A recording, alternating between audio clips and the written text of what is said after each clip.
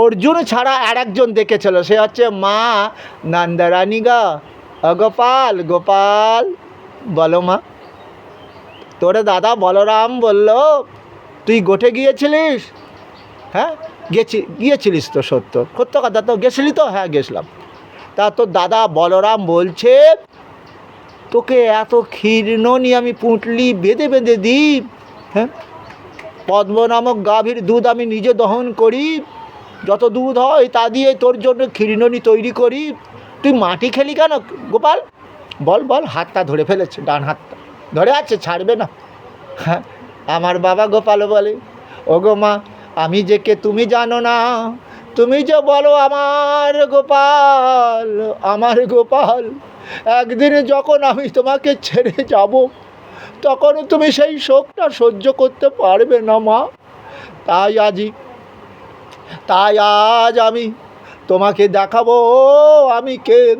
ওদিকে দেখো মা, মাও বলছে এ গোপাল, তো দাদা বলছে যে তুই যদি মাটি না খাস তোর মুখটা একটু দেখা না গোপাল। ওরে গোপাল, মাটি যে নোংরা, সেই নোংরা কেউ কোনো দিন খায় রে গোপাল। হাতটা ধরে কাঁদছে, বলছে মা গো, আমি মাটি খাইনি, আমি মাটি খাইনি। আমি তোমাকে মুখ যদি দেখাই, তুমি যে আমার যশোদা মা, তুমি যে জানি আমি অজ্ঞান হয়ে পড়ে যাবে, আর আমি যে কাঁদিব, ধোলাই লুটোপাটি করব তোমার জন্য। তাই মাগো, তবুও আমাকে দেখাতে হবে, কারণ আমার বাল্যলীলা আমি তোমার কাছেই করব। কারণ পূর্ব জন্মে তুমি ছিলে সতী, তুমি ছিলে সতী, সতী নারী।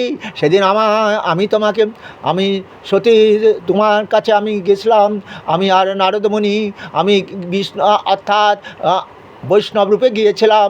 তুমি গো ধরাসতী গো, পূর্বজন্মে তুমি ছিলে মা, তোমার স্তন বিক্রয় করে আমায় সেদিনই সেবা দিয়েছিলে।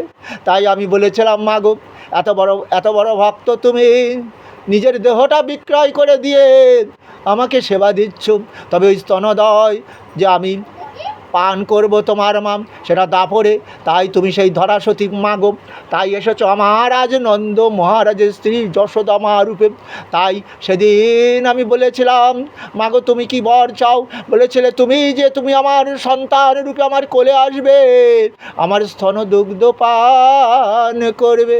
তাই তো মাগো তোমার কোলে এসেছি, কিন্তু দেবকী মার গর্ভে ছিলাম, কিন্তু তোমার কোলে এসে আমি তোমার স্তন দুগ্ধ পান করছি। মাগো, তাহলে আমাকে তো এবার চলে যেতে হবে, কারণ আমার বাবা অর্থাৎ বসুদেব এবং মা দেবকী যে আমার মামা কংস কারাগারে আটকে রেখেছে। তাই তোমার কাছে বাল্যকালটা আমি থাকিব, এরপরে আর কি করব? বাবা মাকে উদ্ধার করব। পরিত্রাণায় সাধুনাং বিনাশায় চ দুষ্কৃতাং, সাধু ব্যক্তি যারা পাপী, যাদেরকে অত্যাচার করছে তাদের বিনাশ করে আমি ধর্মরাজ্য প্রতিষ্ঠা করব। তাই মা কি করবে? বলে না গোপাল, তোকে খুলতে হবে মুখ। তা যখন আমার মা যশোদা মা, যখন বাবা গোপাল আমার মুখটা খুলেছে, মা দেখছে কোন গোপাল, গোপালের আমার মুখের মধ্যে চন্দ্র, সূর্য, তারা, গ্রহ, নক্ষত্র এবং ৩৩ কোটি দেবতা স্বয়ং ব্রহ্মাকে দেখতে পেয়েছে। হ্যাঁ, ও গোপাল গোপাল বলে মা পড়ে গেছে অজ্ঞান হয়ে। তখন মাকে ধরে কাঁদছে আর বলছে মা গো, আমি যে প্রতিজ্ঞা করেছিলাম, আমি যে গীতার শ্লোকে বলেছিলাম, কি বলেছিলাম জানো মা? আমি যে বলেছি যারা আমাকে অব্যভিচারিণী শ্রদ্ধা ভক্তি দিয়ে আমার পূজা করে, আমার ভজনা করে, আমি যে তাদের কাছ থেকে লুকিয়ে থাকি না, তাদের কাছাকাছি থাকি। হ্যাঁ থাকি তো। তা মা, সেটাই তুমি আমাকে দেখো। আবার আরেকটি শ্লোকের মধ্যেও তো আমি বলেছি, ওই যে বহিরন্তস্য ভূতমাচরং চরমেব চ সূক্ষ্মতা তদ্বিজ্ঞং দুরস্তং চান্তিকিতে, আমি জীবের অন্তরে আছি, বাহিরে আছি, কিন্তু শোনো, কিন্তু জীব আমাকে চিনতে পারে না। আর জগতে যারা মোহিত হয়ে কী করেই বা চিনবে? তাই আমি কি করি? তাদের থেকে অনেকটা দূরে থাকি।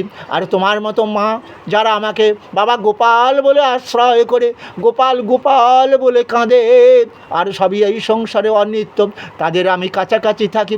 তবে মা, আমি যেখানেই চলে যাই আমি তোমার কাছেই থাকবো, অর্থাৎ তোমার কাছেই থাকবো, তোমার আপদে বিপদে আমি তোমাকে রক্ষা করব, তোমাকে উদ্ধার করব মা গো। ওঠো মা, তুমি কেঁদো না, তুমি ওঠো। এইভাবে গোপাল কাঁদছে। তখন মা আমার যশোদার জ্ঞান এলো, গোপালকে জড়িয়ে ধরে কাঁদছে, বলছে গোপাল বাবা কাঁদছিস কেন? তোর কি খিদে লেগেছে? ননি খাবি? হ্যাঁ মা আমি ননি খাবো, খেতে দাও, বড় ক্ষুধা লেগেছে। মা আমার কী করলো, আবার সেই ভাণ্ড থেকে ননি পেড়ে এনে গোপালকে খাওয়াচ্ছে। শ্লোকটা ব্যাখ্যা করলাম। হ্যাঁ।